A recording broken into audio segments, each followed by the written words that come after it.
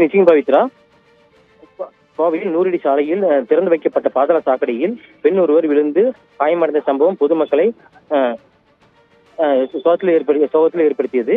கோவை மாநகரில் பிரதமான பகுதியில் ஒன்று காந்திபுரம். இங்கு ஏராளமான வணிக நிறுவனங்களும் நகை கடைகள் மற்றும் வீட்டு உபயோக பொருட்கள் மற்றும் எலக்ட்ரானிக்ஸ் விற்பனைகள் செயல்பட்டு வருகின்றன.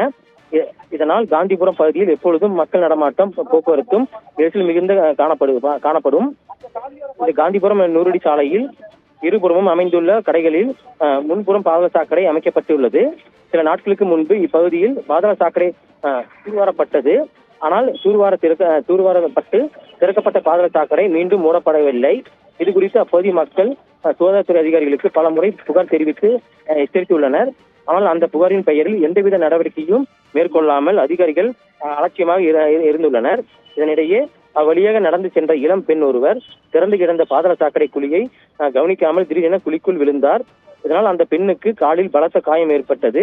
இதனை பார்த்து அதிர்ச்சி அடைந்த அருகில் இருந்தவர்கள் அப்பெண்ணை மீட்டு சிகிச்சைக்காக மருத்துவமனைக்கு அனுப்பி வைத்தனர்.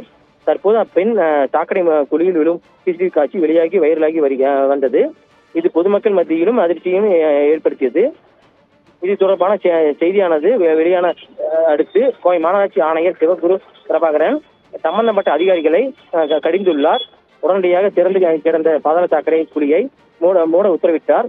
அதன் பெயரில் குழிகள் தற்போது ஸ்லாப்கள் அமைக்கப்பட்டு மூடப்பட்டன.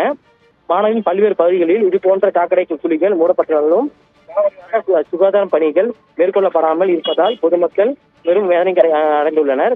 இது தொடர்பாக தற்போது வந்த தகவல் அடிப்படையில் கோவை மாநகராட்சி ஆணையர் சிவகுரு பிரபாகரன் அந்த பாதாள சாக்கடை சம்பந்தப்பட்ட ஒப்பந்தக்காரருக்கு ரூபாய் 50,000 அபராதம் விதித்துள்ளார். இந்த அபராதத்தை அந்த ஒப்பந்தக்காரர் அளிக்க வேண்டும் என்று உத்தரவிட்டுள்ளார்.